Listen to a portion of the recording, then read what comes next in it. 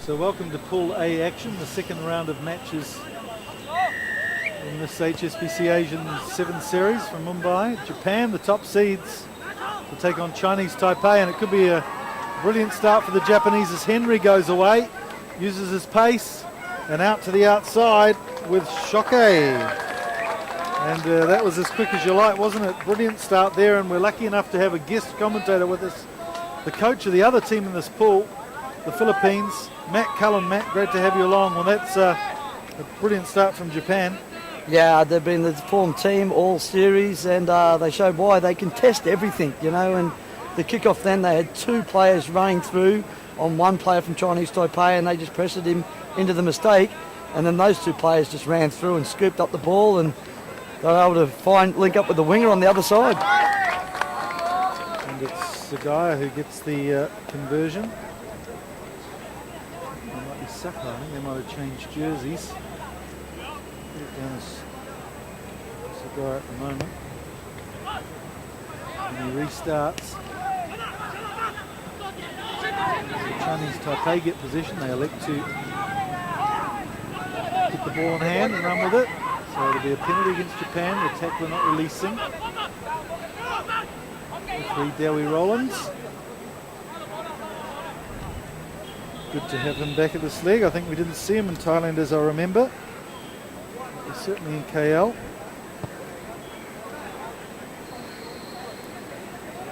Yeah, I'd be interested to see what Chinese Taipei do here. They elect to go the line out. They've got a very tall second rower out there. He must be about 6'3". So they're confident they can win the line out here. That's Chen Kuo-lun. It's funny, Nathan Major, the Taipei coach, has given them all nicknames. His is Jake the Muss. Jake the Muss. Here's Henry again, who looks to impress to crack his way into the starting lineup with Shokai, the try scorer. And you can add another try to his total by the looks of it. Oh, interesting there. Interesting there. Did he get some downward pressure on the ball? Looked to swerve in to get further under the post, but good tackle there from the Chinese Taipei player.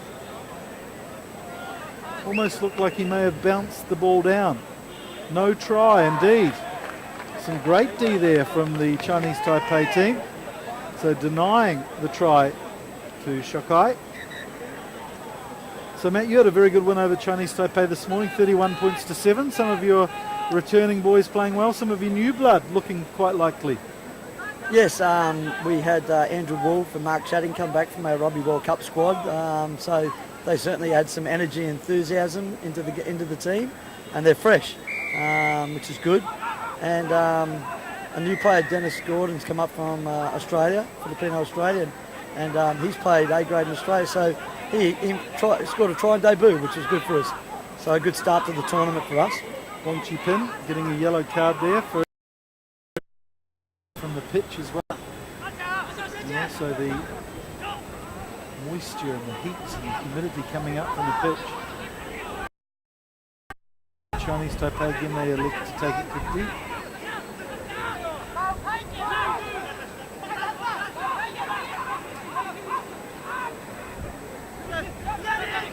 Very quickly up in defence there, Japan. But Taipei managed to keep the ball through Chen Kuo-lun.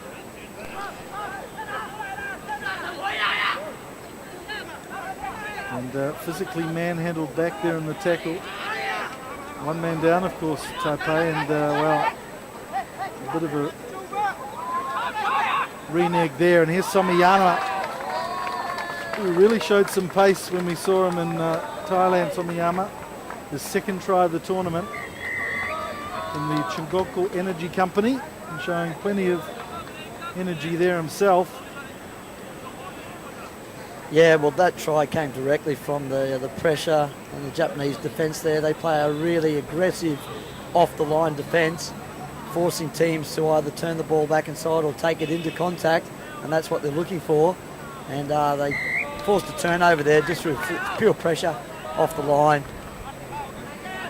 Something we'll definitely have to try and combat this afternoon when we play them. What else do you look for when you take on a team like Japan with such resources? Look, you must play a physical game against a team like Japan.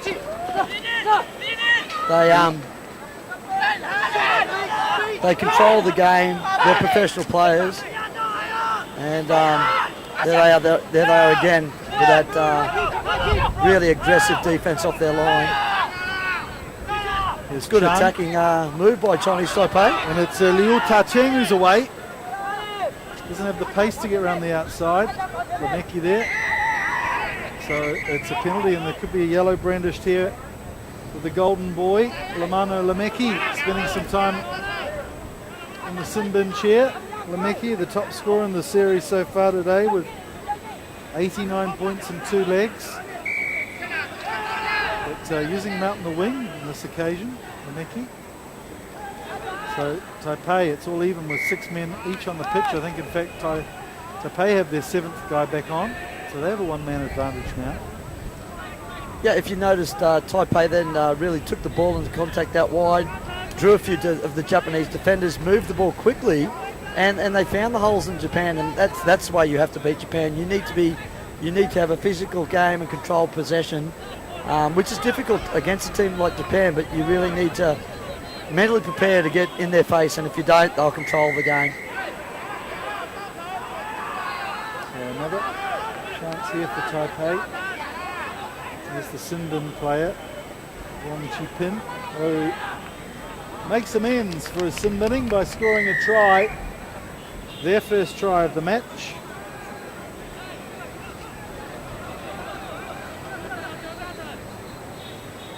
And that was good simple play there from Chinese Taipei, their best spell of the game. Yeah, they managed to keep possession for 4 to 5 phases there after being awarded the tap penalty, and then move the ball forward and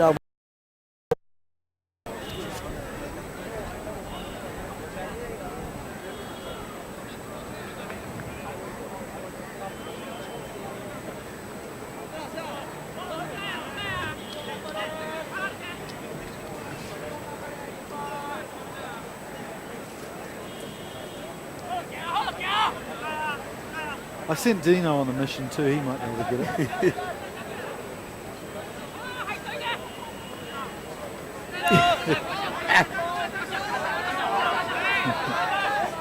Well, you know, the autographs he's got to sign. Second half is off. The score is very cheeky little Japan kick, and they reclaim 21, possession there. Chinese Taipei 7.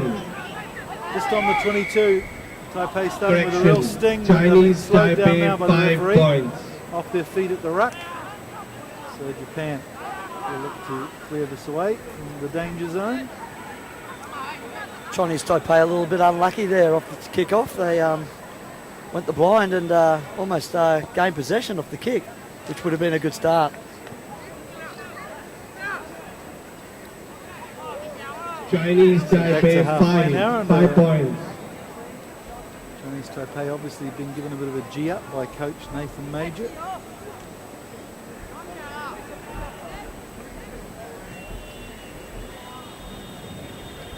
Samiyama will put this ball in.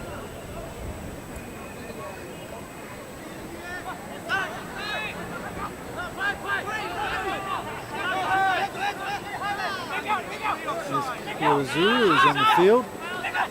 One of the veterans being recalled.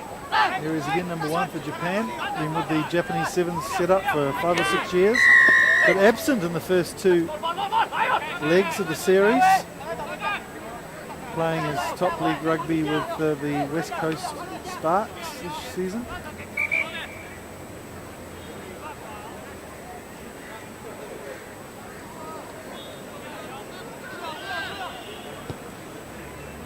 Interesting, they've just spread the roles through the Japanese team. Somiyama doing the kicking today.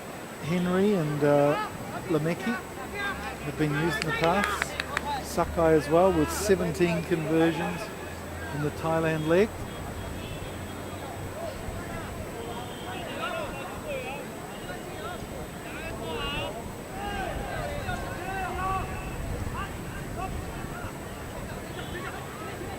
Short line out there to the front. And Taiwan trying to hold the Japanese up, but they've got it clear now. Sakai flips a nice pass. That was just gone a little forward.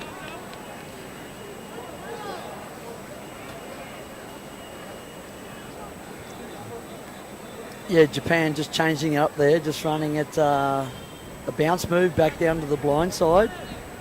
Didn't exactly come off for them. They didn't have the depth there. But it's something that can work in the sevens rugby. Fake to go into the open side and bounce back onto the blind side to find your three forwards. Scrum here to Chinese Taipei. Let's see if they can win possession. They got the rake. And they've run into a stiff tackle there. So no place to go to for the Chinese Taipei team. One off running up the blind side. Good defence.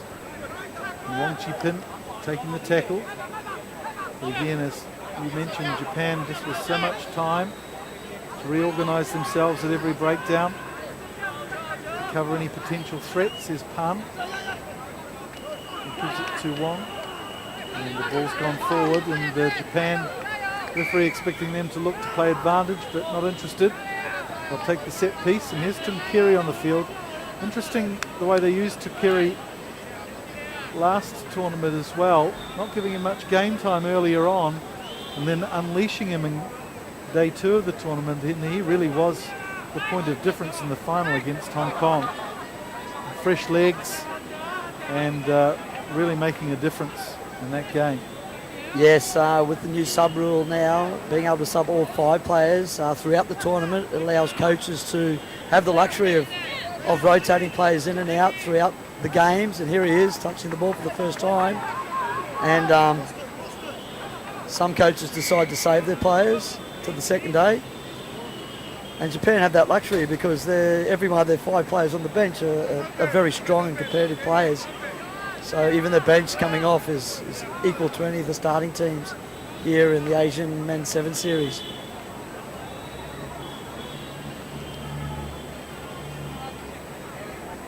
We have another scrum, the Chinese Taipei. They struggled to get out of their 22. It'll be interesting to see if they use the kick this time. So Wong Chi-pin, it's the Palm. They decided to keep the possession. There's a new man on the field. It's Chen Chi-kang.